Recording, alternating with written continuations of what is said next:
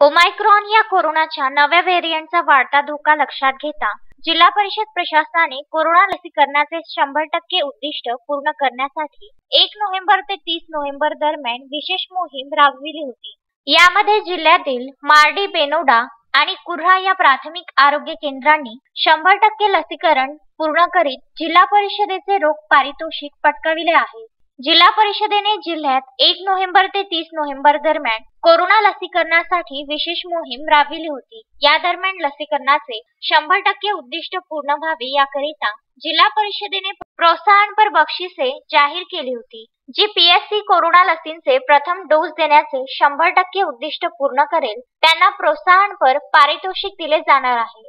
यामध्ये प्रथम पारितोषिक रोख 30,000, द्वितीय पारितोषिक 25,000 आणि तिसरे पारितोषिक 10,000 राहणार आहे। तसेच लसीकरणामध्ये सहभाग घेणाऱ्या प्राथमिक आरोग्य केंद्रांवरील कर्मचाऱ्यांचा देखील सन्मान करण्यात येणार आहे, अशी माहिती जिल्हा परिषदेचे मुख्य कार्यकारी अधिकारी अविशांत पंडा यांनी दिली आहे। मोहीम सुरू असताना नोव्हेंबर 30 पर्यंत जेवढे पीएचसीजनी 100% लसीकरण केलं त्यांच्यासाठी आता बक्षीस देण्यात येईल।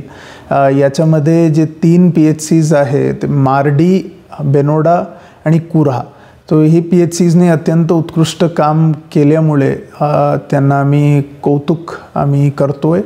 आणि याच्यामध्ये पीएचसीच्या अधीनस्थ जेवढे गाव होते तिथे 100% लसीकरण 30 नोव्हेंबरपर्यंत झालं। अशा प्रकारच्या आमचं आव्हान आहे की बाकीचे पीएचसीज पण अशा प्रकारचं काम करावे। आणि आता ओमायक्रॉनचा प्रादुर्भाव वाढण्याची शक्यता असल्यामुळे 100% लसीकरण प्रत्येक पीएचसीमध्ये करणे अपेक्षित आहे। आणि हे करून आम्ही कोरोनाचा मात करू शकतो। अनिकेत ठाकरे, विदर्भ न्यूज, अमरावती।